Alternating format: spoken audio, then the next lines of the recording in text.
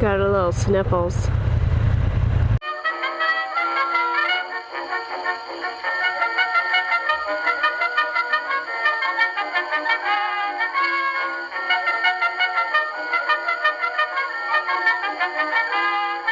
Hey everybody, it's Dick here. Today I'm out on the road with Fannie. If you've been following our videos, you'll know that Fannie has recently passed her full UK motorcycle license exams, and she is in the market to buy her own motorcycle for here in the UK. She has an interest in Triumphs, so today we are going out on a T100 and a Speedmaster. We're going to see what Fannie thinks about the bikes and do a little discussion and ride around and see if one of these two bikes might make the short list for her final purchase. The T100 is a 900cc parallel twin engine. It's classically styled. It has a single disc brake on the front, single disc brake on the back. I think it has about 54 horsepower, and that is reached right around the top end of its RPMs. I think just shy of 6,000 RPMs. It's a box standard motorcycle. There's no riding modes. There's no bells and whistles. It has ABS, and it's a pretty looking thing. The other bike we're riding is the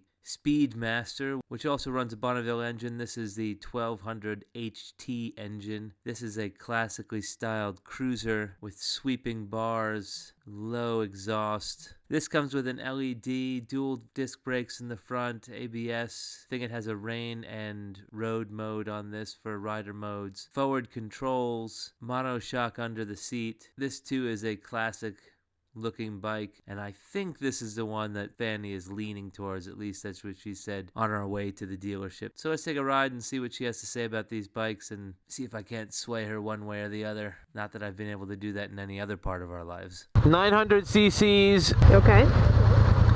It's got a single disc brake at the front, a single disc at the back, no rider modes, but it does have traction control and ABS. Standard halogen bulb, no daytime running lights, no heated grip, so it is just your box standard motorcycle. Right. But in these days, with all the technology, there's something endearing about a box standard motorcycle.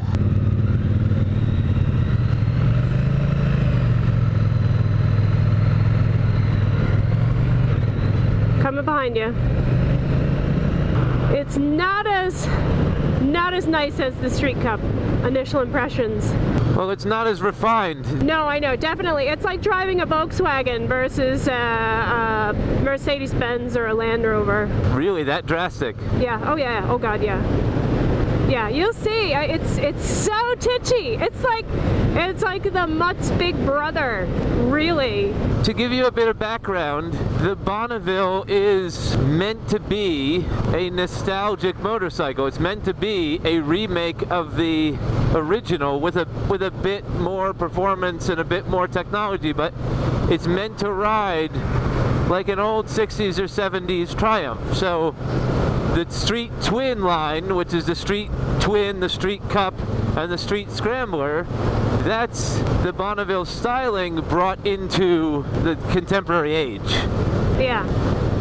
So, you know, I'm not surprised that it feels different than the Street Cup, because it is. The frame is different, the riding position is a little different. The engine's the same though. Yeah. It's very, very upright. I feel like I'm sitting in class. But I can see why people like it. It's almost like you're, I can see why men like it. But I'm looking at you in the rearview mirrors and I'm like, he looks so much more comfortable than I do. So I was going to ask you about the height. Talk about the height a bit. I feel really exposed. I feel, you know, we were going 50 miles an hour on that road there, that A road. It felt like I was going 70. This is definitely a active riding bike because it doesn't have the, I don't know, the creature comforts and the more sophisticated development. I can tell I'm going to have to be doing more. And it's very titchy. It's like the Mutt. I find that interesting because it's the same exact throttle as the Street Cup. Oh God, no. This is like, the Street Cup was so much easier to ride. Even just for the first few minutes, I can tell. Well, we're going to take it out on the highway, see how it feels on the highway. Maybe it's just the tuning of the engine. It's the same tuning as the Street Cup. Yeah, I know you keep saying that, but it's not. You'll get on this bike and you'll see exactly what I'm talking about. It's very responsive. Well, that's good. It's a very responsive bike, yeah. So it's not for the lazy rider, and I am a lazy rider. Toe pick, toe pick, toe pick, toe pick. Toe pick, yes, toe pick! Yes. Just give me a minute to settle myself, and I will turn off my thing. How did you fail your first Mod 2? How did your first marriage end?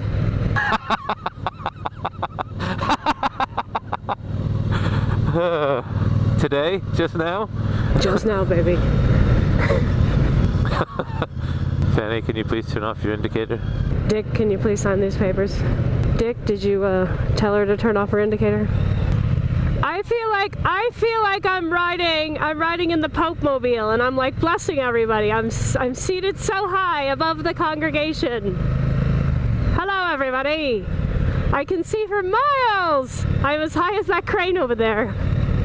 Well, behind you, your helmet is higher. Your head is higher than that people carrier in front of you, that kind of minivan in front of you. It is, yes. I mean, I have a longer inseam than you, so I didn't feel like it was too tall for me. I mean, it's really high.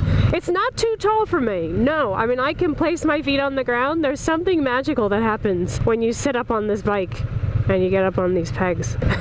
This is exactly when I was training for my, I feel really narrow, yeah. I don't feel like I'd have any problem squeezing through anywhere, except I got these big old lollipop mirrors. I know people always want the bar end mirrors and the low profile mirrors and the mirrors that tuck under the handlebars, but I like these big silver round mirrors. Because I'm never wondering or wanting of what's behind me. Ooh, what's that? Not at us. There's some road rage behind us. Road rage. Not at us.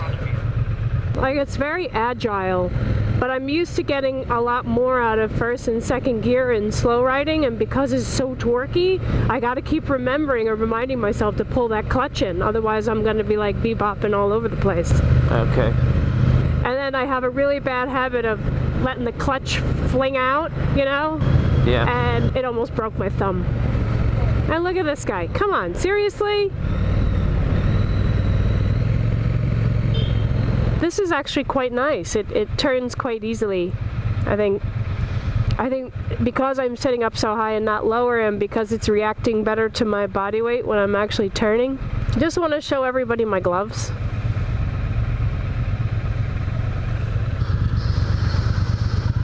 Here you go. Good job. I know, good looks. doing my safety checks. Good checks. You forgot you don't do your safety checks, Dick.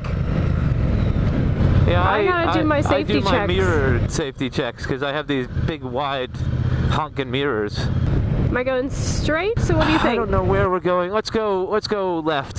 Left. Okay. I have no idea where we are. It's frustrating. Oh, there we go. Let's go 3 o'clock all the way around to the M3. Nope.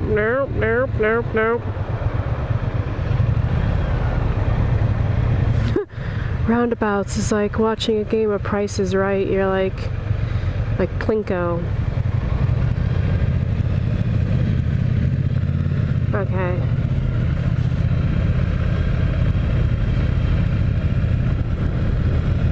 The suspension is much better than I was expecting. I think that, the seat is really cushy. The stock seat is nice. I'm going over some bumps and potholes, and I don't mind it too much. And I think it's good because I'm up so high, but I don't dip a lot. Like, I don't notice a lot of alteration in my position based on the suspension. I've had a couple of big impacts, which jolted me a bit harder than I thought they would have, but still not too bad overall. The steering, yeah, very responsive. And I think that's because, maybe it's because of the narrow front wheel. It's easier for me to turn and angle the front end of the bike, which makes it a lot easier. Whereas I think if you have a broader, wider front wheel and a heavier front end, it takes a lot more upper body strength to move it on an initial turn. That's interesting. Yeah, I found the handlebar width on that being very comfortable. Because it's just about shoulder width. It's a little wider than your shoulders, but for me it's just about shoulder width. Yeah, but like here, like I'm going 50 miles an hour. Now I think I'm in 4th gear now. I'm in 4th. It's handling it really well, but I feel like I'm going 50 miles an hour or faster. There's a lot of wind because of this upright position. Catches it, and in fact, it's so much so that it's actually going in the front of my helmet, into my gringo and up over my mouth. So my lips are probably blue. It's not bad. It's not like too much to handle. It's not uncomfortable. It's just a lot more than I'm used to. So if I come to a little bit of a sudden stop, I like to be able to put my foot down and know that I can support the weight of the bike. And so far it hasn't been an issue. Good. 4th gear, 50 miles an hour. Woo, very windy. I'm holding on. I gotta slow it down a little because I don't want to get a speeding ticket. Like, yeah. If I had a cape on my back, I would be a kite. Or a superhero. Okay, I'm gonna slide it into 5th gear. Yeah. There's only 5 gears on that. Yeah, I said 5th gear. I was in 4th and now I'm in 5th. Oh, I thought you said 6th. Sliding it into 5th gear. I didn't want you to be disappointed. No. If there was a 6th gear, I'd be fucking parasailing. Oh God, there's so much wind coming up in my helmet, it's like making me snort. You got this, Fannie.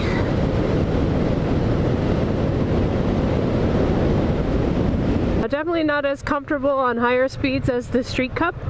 Street Cup is definitely more luxurious at the higher speeds.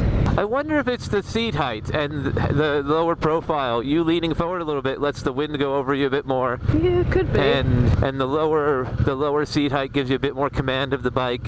Yeah, no, it's so goddamn windy. Like seriously, I don't know. It's like night and day from riding the Street Cup. Again, great bike. I can see why people like this bike. Not for me. And I definitely, if this is the, what, T100? T100. I don't even want to touch the T200. The T120. Oh, sorry, the T120. If this is what the T100 is like, I don't think I even want to touch the T120. Why not? You don't think the more power would... No, I don't need more power. I just don't. If I was riding this bike, I don't. Why am I smelling weed? The weed is in that BMW. If you see a BMW with tinted glass, you're gonna smell weed. I can get both feet flat, and that's a good thing, yeah. So if I'm up like this, or if I'm kind of leaning, I feel secure.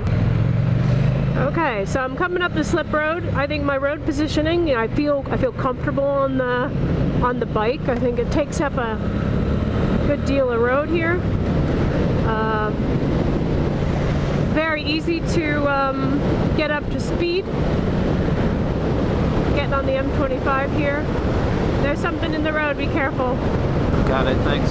So I'm at 4th gear, 55 miles an hour. Surprisingly, on the M25, I don't know if it's just because there's a bit of wind protection on either side of the highway, it's not too bad. And it's actually nicer than going on that smaller road. Wow, so yeah, big difference. I'm 60 miles an hour, 4th gear. Wow, I'm pleasantly surprised with how comfortable I feel on the M25.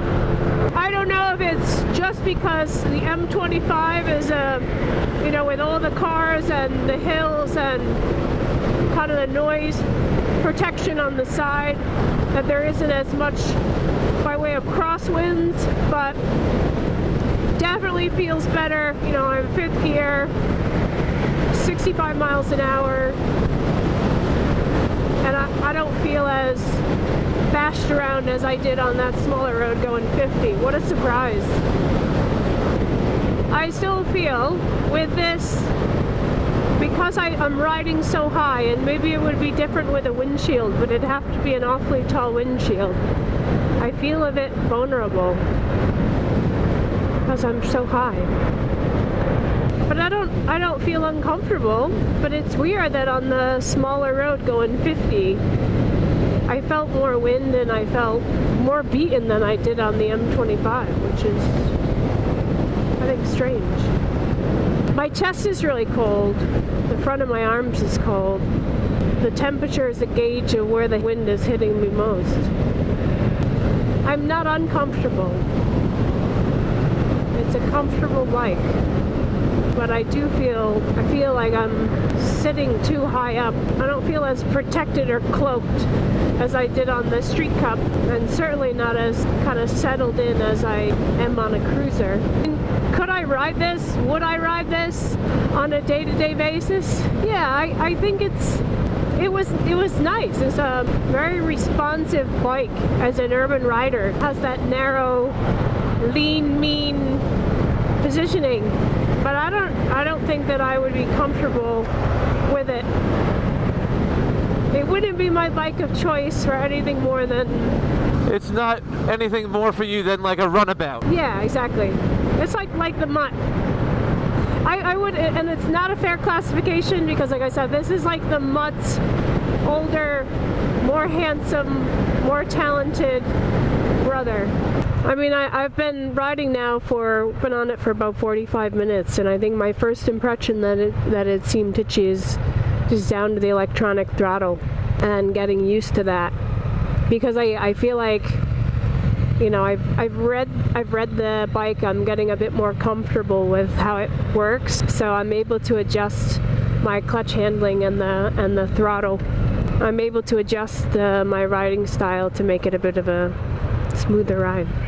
The one thing I think is odd, and I don't know if you can catch it on video, is where the pegs sit. Do you see? Yeah, in your calves. And it's like, it's not like I have, it's like not like I have a lot of leg there to play with. Like I said, I have really short legs.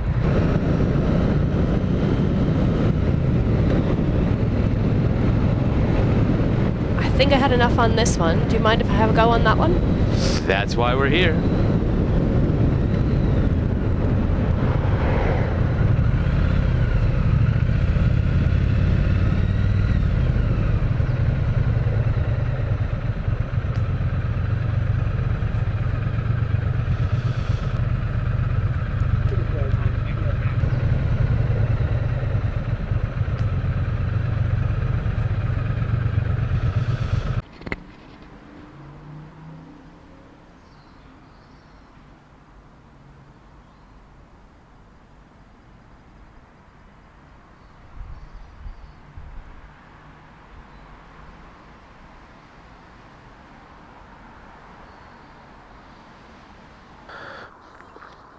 So, getting off the T100.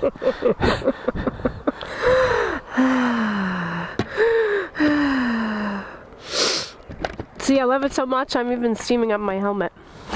Yeah, this is like, it's like you saying, Fanny, let's go on holiday, and then you take me hiking versus going to the beach.